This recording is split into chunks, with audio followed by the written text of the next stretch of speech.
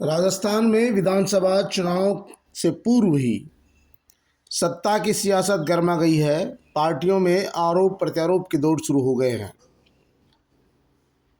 4 दिन पहले सचिन पायलट ने पूर्व मुख्यमंत्री वसुंधरा राजे के खिलाफ भ्रष्टाचार को लेकर मोर्चा खोला था।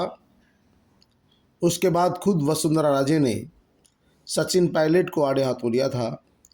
अब पूर्वी राजस्थान में पार्टी कार्यकर्ताओं के सम्मेलन को संबोधित करने पहुंचे पार्टी के राष्ट्रीय नेता और केंद्रीय गृह मंत्री अमित शाह के निशाने पर भी सचिन पायलट और मुख्यमंत्री अशोक गहलोत ही रहे। उन्होंने साफ तौर पर कह दिया कि अब राजस्थान में सचिन पायलट मुख्यमंत्री नहीं बन सकते, क्योंकि सचिन पायलट का नंबर आने वाला नहीं है। मुख्यमंत्री अशोक गहलोत सीट छोड़ना नहीं चाहते और सचिन पायलट मुख्यमंत्री बनने को लेकर अड़े हुए हैं। लेकिन ये दोनों नेता खामखा लड़ रहे हैं। अब राजस्थान की जनता ने तय कर लिया है कि आने वाले विधानसभा चुनाव में भाजपा को 2/3 बहुमत से सत्ता सौंपेंगे। ऐसे में अब सचिन पायलट का मुख्यमंत्री बनने का नंबर नहीं आएगा। इसके अलावा पूर्व डिप्टी सीएम सचिन पायलट के बहाने गहलोत पर पार्टी फंडिंग का भी आरोप लगाया। कहा, हो सकता है ज़मीन पर गहलोत से ज़्यादा योगदान सचिन पायलट का हो, पर कांग्रेस के खजाने में गहलोत का योगदान ज़्यादा है, जिसे झुठलाया नहीं जा सकता। पायलट के अनशन पर भी काउंटर करते हुए शाह ने कहा, आपसी लड़ाई में भाजपा पर झूठे आरोप लगाए जा रहे हैं। जिस कुर्सी के लिए पायलट और सीएम अशोक गहलोत लड़ रहे हैं, ये कुर्सी तो कुछ महीने बाद उन दोनों की नहीं रहने वाली है। पायलट का नंबर नहीं आएगा। पायलट जी, आप कुछ भी कर लो, आपका नंबर नहीं आएगा। इससे पूर्व वसुंधरा राजे को मंच पर पूरी तवज्जो दी गई। मंच पर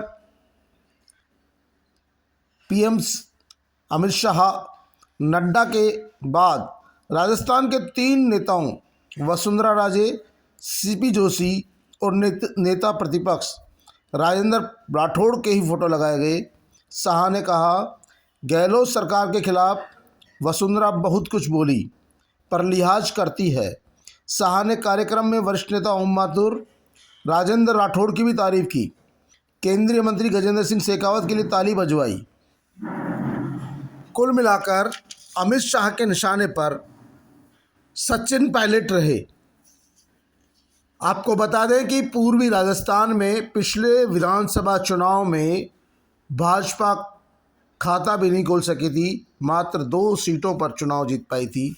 ऐसे में भाजपा का टारगेट पूर्वी राजस्थान है। पूर्वी राजस्थान में सचिन पायलट का वर्चस्व है और सचिन पायलट के बगैर यहाँ पर भाजपा को सफलता मिलने वाली नहीं है। इसीलिए अमित शाह के निशाने पर भी सचिन पायलट रहे और उन्होंने साफ तौर पर कह दिया कि अब राजस्थान में सचिन पायलट का नंबर आने वाला नहीं है। वे मुख्यमंत्री की लड़ाई में बहुत पीछे छूट गए हैं, क्योंकि मुख्यमंत्री अशोक गहलोत खुद कुर्सी छोड़ना नहीं चाहते और सचिन पायलट मुख्यमंत्री की कुर्सी के बगैर मान नहीं रहे। अमित शाह का ये बयान ऐसे समय में आया है जब सचिन पायलट ने 4 दिन पूर्व जयपुर में पूर्व मुख्यमंत्री वसुंधरा राजे के खिलाफ भ्रष्टाचार के आरोप लगाते हुए अनशन किया था।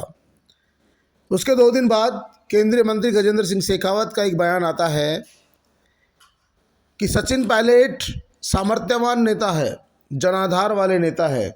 यदि वे भाजपा की रीति नीति में भरोसा करते हैं, पीएम मोदी में विश्वास करते हैं, भाजपा की नीतियों में विश्वास करना चाहते हैं, तो भाजपा में उनका स्वागत है। गजेंद्र सिंह शेखावत के इस बयान के बाद इस बात के कयास लगाए जा रहे थे कि सचिन पायलट भाजपा में शामिल हो सकते हैं।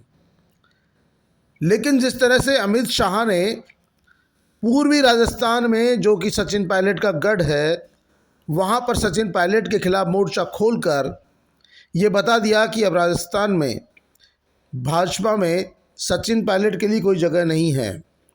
और उन्होंने सीधे तौर पर कह दिया कि भाजपा में अगर सचिन पायलट शामिल भी होते हैं तो वे मुख्यमंत्री बनने वाले नहीं हैं, क्योंकि राजस्थान में मुख्यमंत्री बनने वाले नेताओं की कतार लंबी है। ऐसे में अब सचिन पायलट के लिए भाजपा का रास्ता भी लगभग बंद हो गया है। उन्होंने सीधे तौर पर कहा कि सचिन पायलट का नंबर आने वाला नहीं है,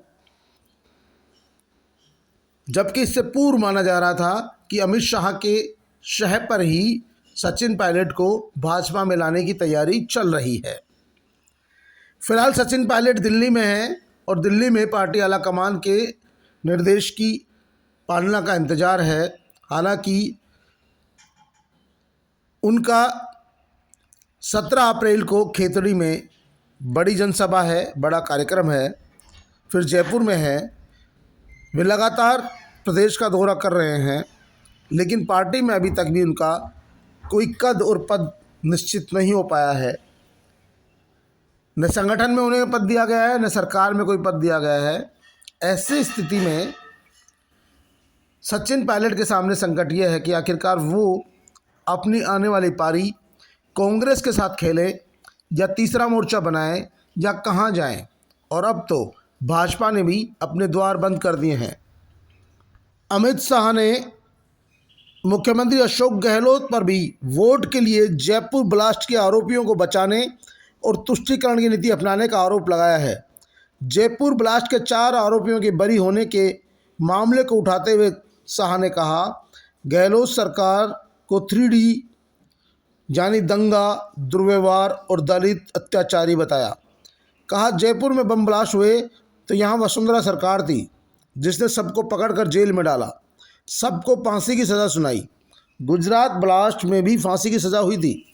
राजस्थान में हाईकोर्ट में अपील हुई, पर वोट के लिए गहलोत सरकार सही पैरवी नहीं कर सकी, जिस कारण जयपुर ब्लास्ट के सभी आरोपी छूट गए। अरे शर्म करो, राजस्थान की जनता सब जानती है। ये सरकार उसी दिन मन से निकल गई जिस दिन रामनवमी के जुलूस पर रोक लगाई गई थी। सबसे खास बात है कि लंबे समय बाद पूर्व मुख्यमंत्री वसुंधरा राजे को भी पूरी तवज्जो दी गई। कार्यक्रम में वसुंधरा को पूरी तवज्जो दी गई। मंच पर भी पीएम मोदी, अमित शाह, नड्डा के बाद राजस्थान के तीनों नेताओं वसुंधरा राजे, प्रदेश अध्यक्ष सीपी जोशी और नेता प्रतिपक्ष गजेंद्र सिंह शेखावत के साथ राजेंद्र सिंह राठौड़ के ही फोटो थे। शाह ने कहा, गहलोत सरकार के खिलाफ वसुंधरा बहुत कुछ बोलती है पर लिहाज करती है। शाह ने कार्यक्रम में वरिष्ठ नेता ओम माथुर, राजेंद्र राठौड़ की भी तारीफ की।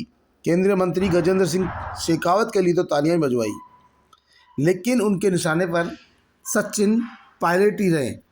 आपको बता दें कि सचिन पायलट पर आरोप लगते हैं कि वे अमित शाह के शह पर भाजपा में शामिल होने वाले हैं और भाजपा में शामिल होने को लेकर कई बार कयास भी लगाए जाते हैं, लेकिन सचिन पायलट के खिलाफ मोर्चा खोल। अमित शाह के बयानों से साफ हो गया कि अब सचिन पायलट की भाजपा में एंट्री नहीं होगी। अब सचिन पायलट को तय करना है कि अगला कदम क्या होगा, क्योंकि अब भाजपा में उनके जाने का रास्ता लगभग बंद हो गया है। ऐसी स्थिति में अब सचिन पायलट को तय करना है कि वे अगला कदम क्या उठाएंगे।